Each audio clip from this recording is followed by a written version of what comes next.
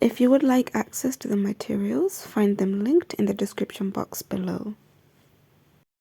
Before we go any further, as always, there is a free pattern available together with a paid version under $2. So if you want those, you can also find them linked below.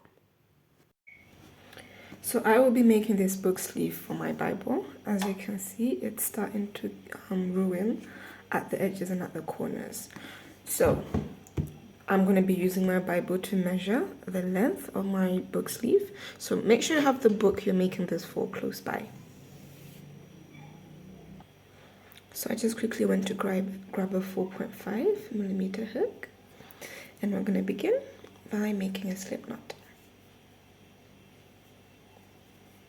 So now I'm going to make a chain that goes from this end to the other.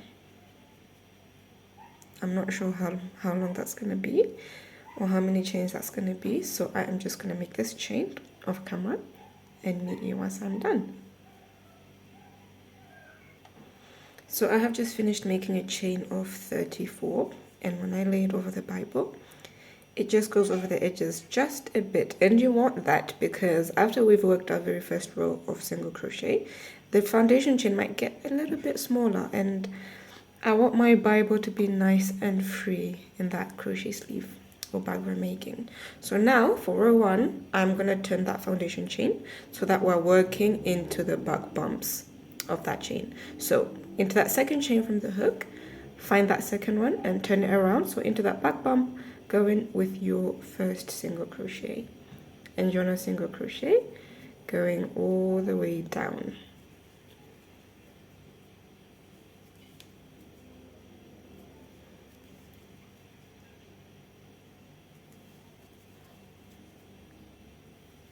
So I'm going to continue single crocheting all the way up to the end of the row, and I'll meet you right there.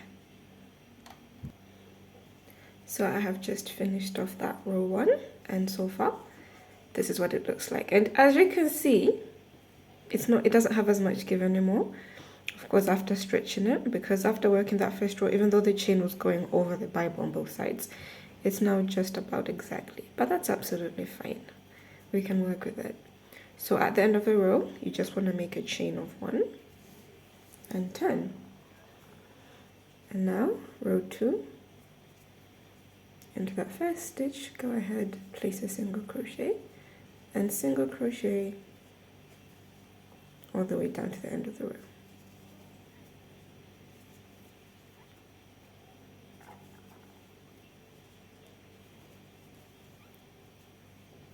So I'm going to continue single crocheting up until I get to the end of the row, and then I will meet you there.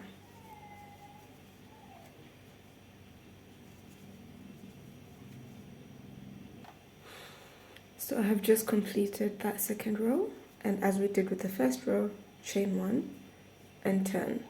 Into that first stitch, go in with a single crochet. So this is row 3, and I think by now you have gotten the gist. Chain 1, turn, and single crochet. So let me just put this down and tell you what we're doing.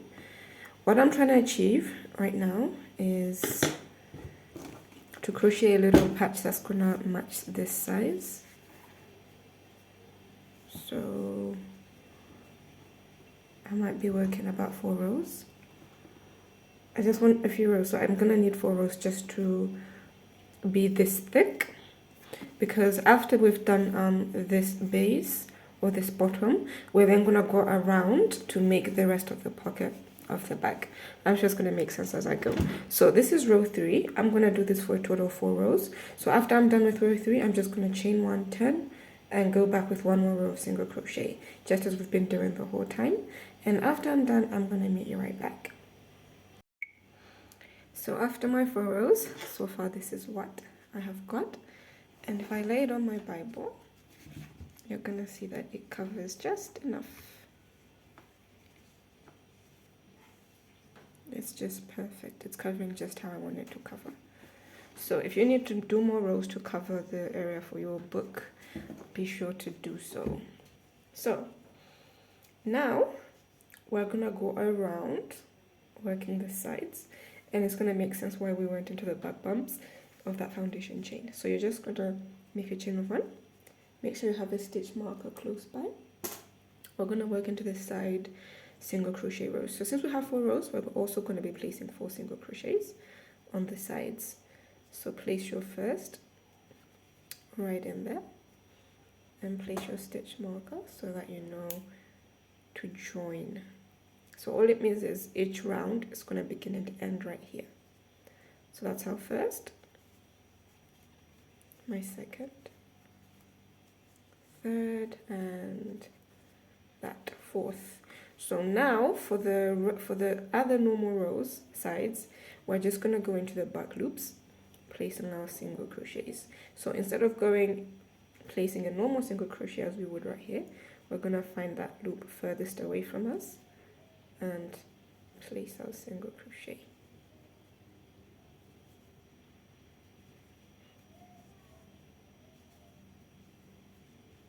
And this is because it's going to help it fold out properly, just like so.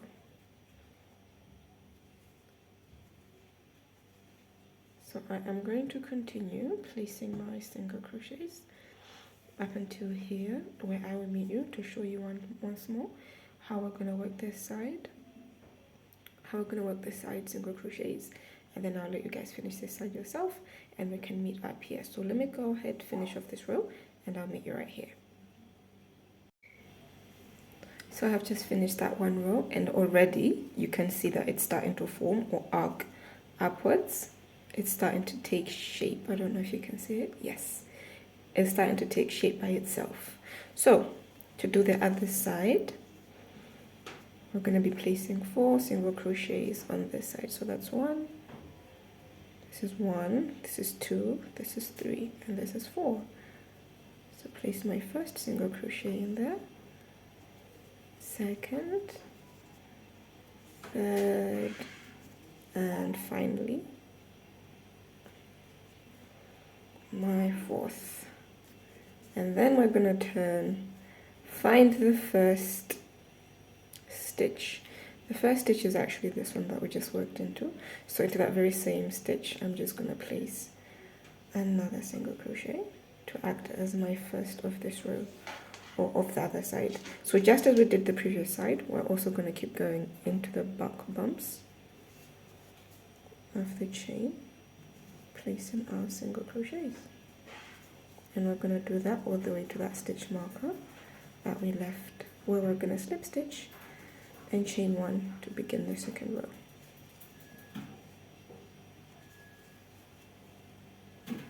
So let me finish doing this and I will meet you at the end. But so far you're going to see that our pocket crochet back book sleeve is going to start to now go upwards.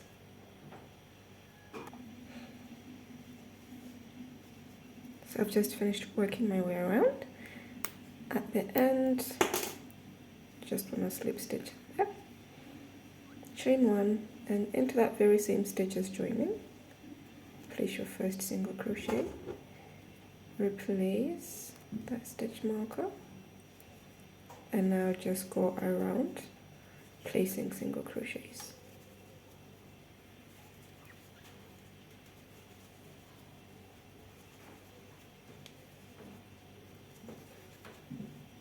So now there's nothing fancy at all, you're just placing single crochets all the way around, and you're just going to go around. Once you get to the end or to the last stitch, slip stitch to where the stitch marker is, chain 1, place your first single crochet into that very same stitch as chaining, and continue going around.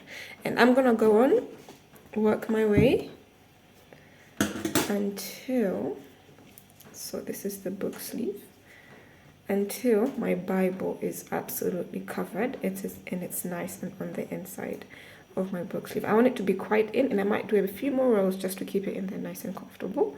And then we're going to come back so that we can work our button. And I will meet you once I've gotten myself a few inches of my crochet book sleeve. So after you've reached the end of the row, you want to slip stitch to that first single crochet of that round, chain 1, and now into that same stitch you want to go in with a slip stitch. And since we're cleaning our way around, we are just going to slip stitch into every single round. But before we go any further, let me just lay my work down. I've done a total of 1, 2, 3, 4, 5, 6, 7, 8.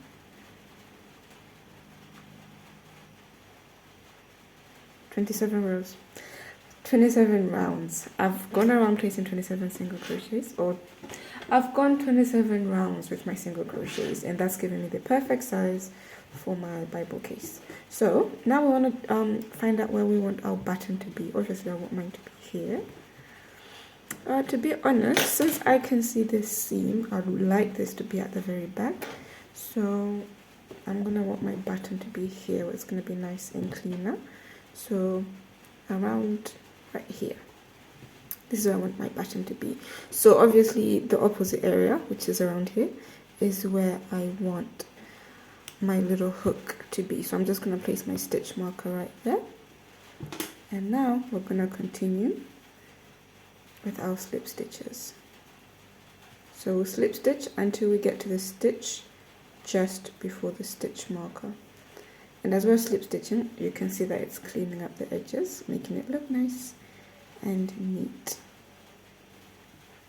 So I'm going to go all the way around, and once I get to that stitch marker, or a stitch before the stitch marker, which is this one right here, I will meet you right there. So I've gone around and I have reached the stitch just before my stitch marker, and I'm just going to remove it and place my slip stitch in there. So I've put my Bible in my book sleeve to know how many chains I need to make, so that I know the thickness between this side and that side of my pattern. And I already checked, I have to chain 15. So if your book is thicker than my Bible, as you can see, be sure to chain more. And make sure on this step you have your book in your book sleeve, so that you know how many chains you need to make. So I'm going to chain 12.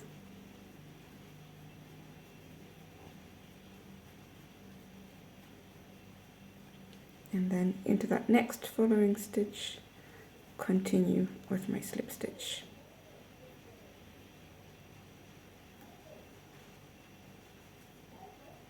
Just like so.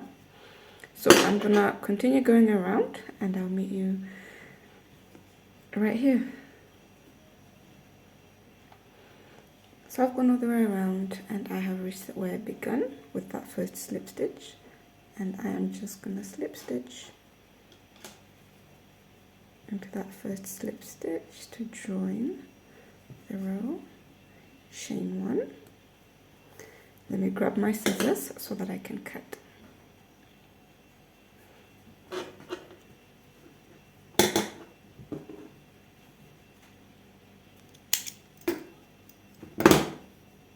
Fasten that off, grab your yarn needle, and we're going to weave it in immediately.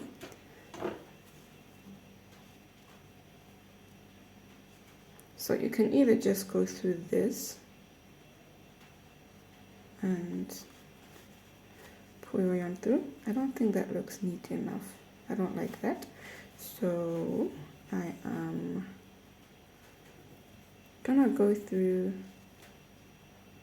the top loops. I'm gonna go in and back, in and back, just weaving it in like that, and then I'll pull through since it's a little tight.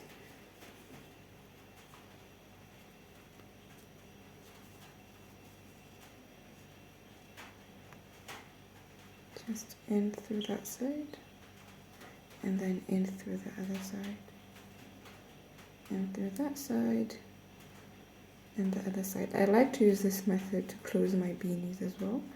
I find it's a very neat and seamless method. So once you've gone far enough, you are just gonna pull onto that yarn, onto the hook,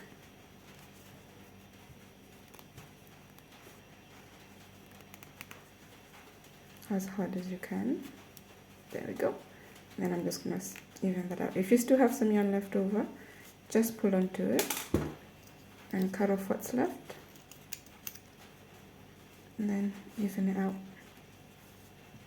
Now it's going to be hard to see where the yarn is, unless you're looking for it. Otherwise, it's going to be very hard to see where that yarn is. So now it's time to find our button location. And as you can see, when we bring this hook to the front, the button needs to be right here. So the next step is to close or to sew the button in. I'm going to use my yarn. I've never done this before, so I'm trying it out right now. I hope it works out. I don't have a yarn needle or a tiny needle, so I'm going to be using a 0.75 millimeter hook, if you can see that. I don't know. Okay, it doesn't want to focus, so it's 0.75. Let's see if we can get this on camera. Yes, 0.75 millimeter. So what I'm going to do is I'm going to have my yarn on the other side, or on the inside of my bag, and I'll insert the hook through here. And then, since I'm using 2 loops, it would make sense if I used 1, but then I'm going to use 2 just in case you guys are also using your DK weight yarn. And then I'm going to loop the yarn and pull it through. Okay, I don't think this is going to work, but let me keep trying.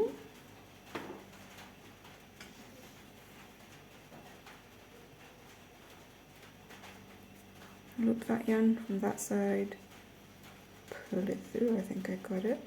Yes, I do.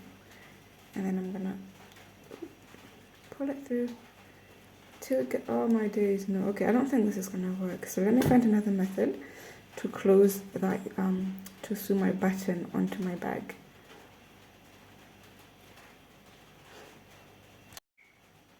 So I finally managed to get my button on and sewn. With my hook still, I figured it out. I'm hoping you have a needle so you can use yours to sew your button on.